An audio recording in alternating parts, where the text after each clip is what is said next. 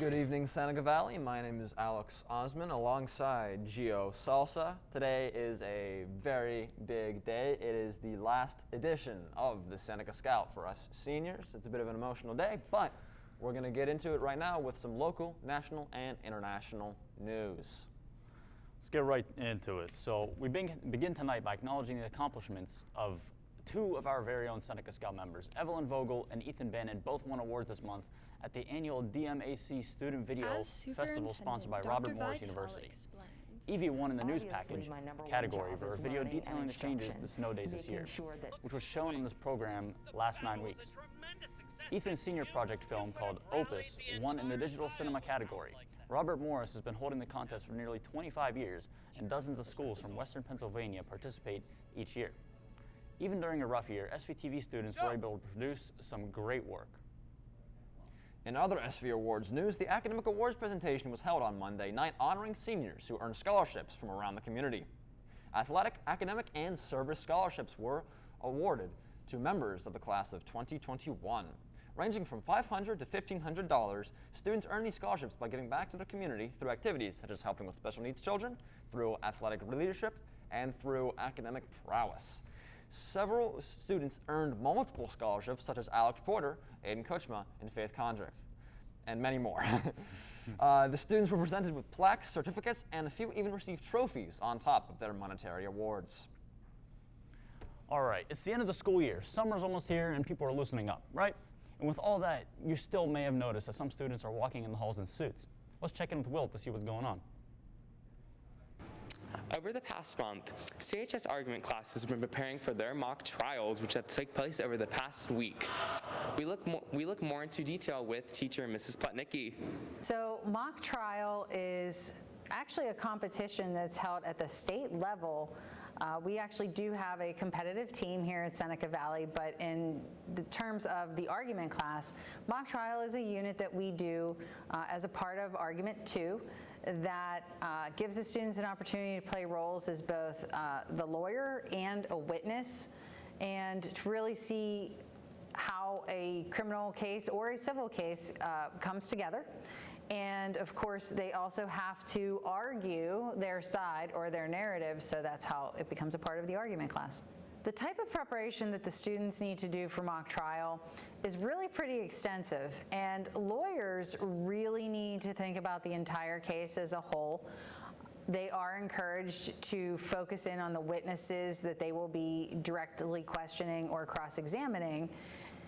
The witnesses really need to know their role inside and out. They are an integral part to the case, and they need to know their information as well. So while each role is different, each role is also very complicated in its own way.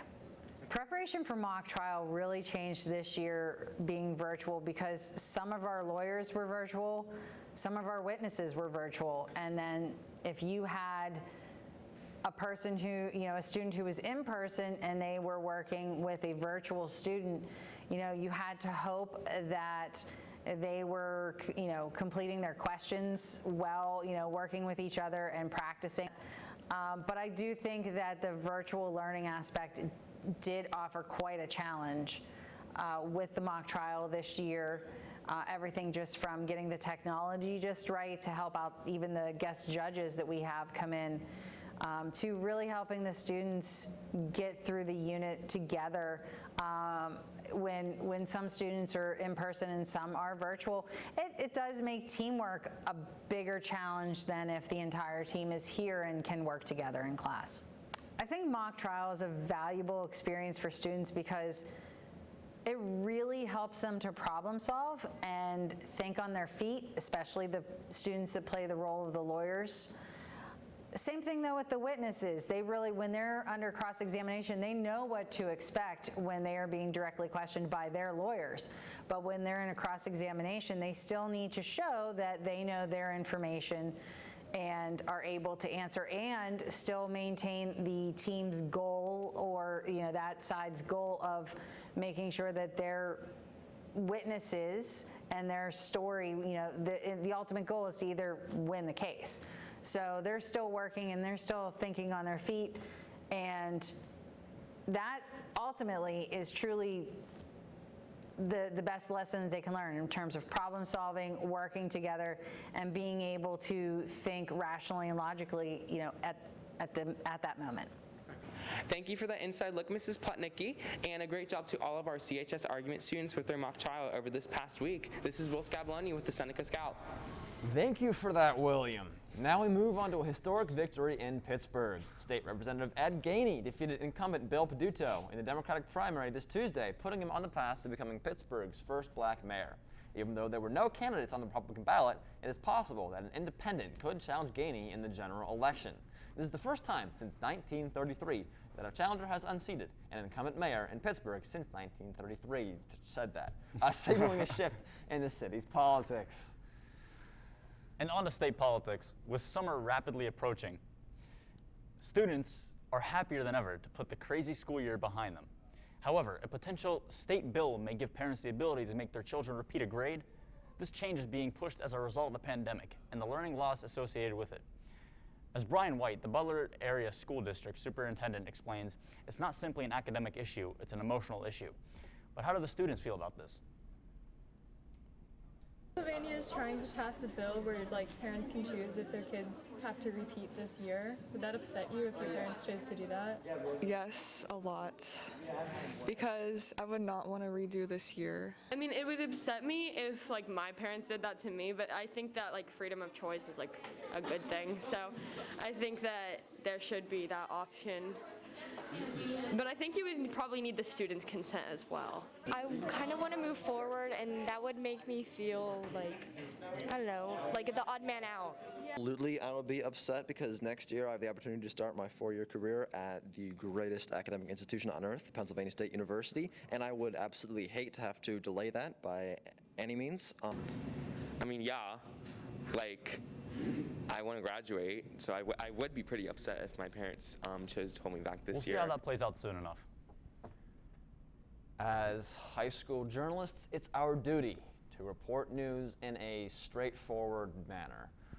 There are, however, stories that we find ourselves personally attached to, which gives us an opportunity for editorial and more emotional content. My co-anchor and good friend Gio Salsa has a special connection to one of the biggest stories of the moment. At the recording of the show, a ceasefire has been brokered between Israel and Palestine after 11 days of fighting in Gaza, which resulted in 12 Israeli deaths and over 240 Palestinian deaths, many of them children. As some of you may know, I'm Palestinian and all of my family still lives there, so you can only imagine how close to home these stories hit. Every day, I'm praying that nothing happens to my family from the relentless bombings and occupation. However, recent tragedies in Gaza have allowed for the ongoing massacre of the Palestinian population to be covered in a new light. As more people begin to see and realize that the atrocities that Israel's committed against the Palestinians, retaliation against this injustice has begun to pick up its pace. A closer look at a singular atrocity that came from Israel covers the bombing of the Associated Press building in Gaza. Not only was the building destroyed, but the excuse for the bombing was that it was housing members of Hamas, in which no evidence has been found to support this claim. According to Secretary of State Antony Blinken, we want to make it clear, quote unquote, we want to make it clear that there's no way these stories should be used as an excuse for anti-Semitism and anti-Jewish sentiment. At the heart of this issue, this issue is not about religion, it's about humanity and bringing justice to the innocents who have been lost. In fact, according to the leader of prominent Israeli human rights group, Haggai Elad, quote, Israel has not done enough to distinguish between military and civilian targets or to act with proportionality, end quote. Haggai has denounced Israel as an apartheid regime. Most high school students we talked to had little knowledge of the oppression.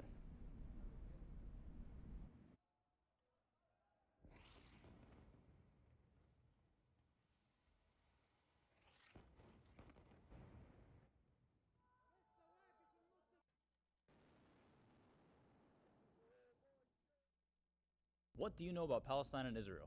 I don't know anything about it. That's about it. I don't know much about it. I know it's very long-standing conflict. Dude, I know nothing about Israel. I don't know anything about it, really. I don't really know much. I mean, I heard a little bit about it, but I forgot. Though we did luckily find 2 students who knew a little bit more about the ongoing struggles.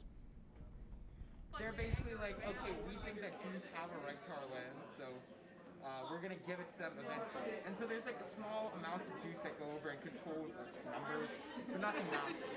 After World War II happens, their Zionist movement for having their own country gains a lot of momentum. The state of Israel was kind of established through Zionist ideals to kind of have a homeland for the Jewish people there. However, there was already Palestinian occupants there, and it's been essentially decades-long territorial conflict. We hope that the recent ceasefire holds and that people will continue to educate themselves and others on the issues surrounding Israel and Palestine. Despite being weakened after landfall this past Monday, Cyclone Tauktae caused 4 barges to be stranded off the coast of western India. The barges were owned by India's Oil and Natural Gas Corporation. The storm caused the barges' anchors to give way under the force. The ship struggled to function properly with low visibility, high winds, and 20-foot tall waves. One of the barges sank with 261 people on board. As of Wednesday, 53 people are still missing, with 19 confirmed dead. The Indian Navy dispatched 3 warships as a rescue team to save the crew members. Lastly tonight, we take a look back at this year at the World of High School with a hopeful look forward to SV's production of 12th Night. The students at Seneca Valley have been through a lot in the past year, with shutdowns, cancellations, and quarantines, but the lesser-known struggles are those faced by the theater community at the school. Theater-wise, during the shutdown, I was in a show choir at the Strand called Trentastics, and we were supposed to be able to put on a show, but it just got canceled and we never got to do it. Well, we were working toward our choral adjudication and we were trying to put on some local shows. We had a group that was rehearsing for someone's senior project. When the shutdown happened, we were working on The Drowsy Chaperone. And luckily we got to do 3 weekend performances of that, but it was shut down the next week. So I had a lot going on, that's for sure. The Drowsy Chaperone was the Seneca Valley Spring 2020 musical, and just one of the many shows affected and shut down by the pandemic. I talked to some of the students in it to see how they felt when it was canceled.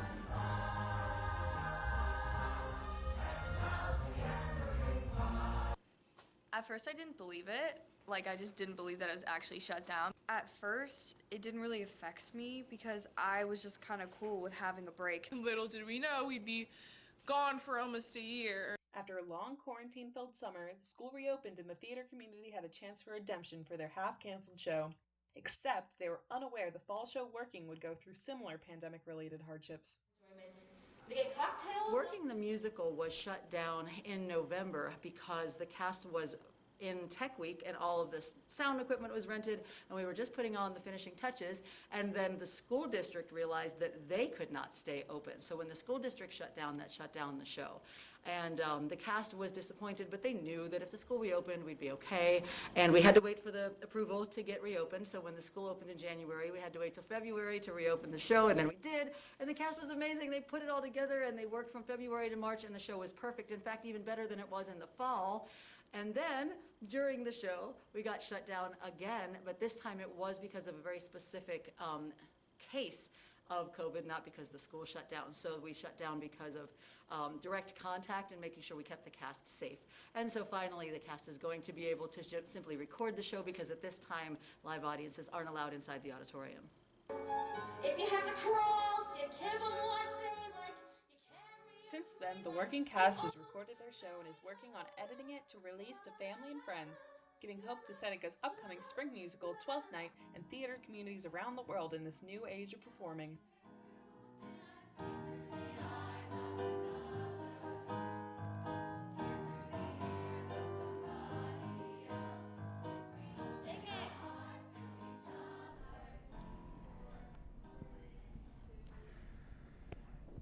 Thank you to Video Production 1 student Dorothy Vogel for that recap. And thank you to all of the seniors who volunteered with SVTV this year or took upper level video production classes. We are so thankful to Ethan Bannon, Emma Bartos, Jonah Blackwood, Sammy Carter, Matt Ditmore, Nick Foligno, Parker Logue, Ashley Matuzak, Zach Donaldson, Trevor Wygand, myself, Gio Salsa over here, Will Scabloni, and Drew Drzinski, Justin Rickard, and Hayden Smith for all your hard work during this difficult year.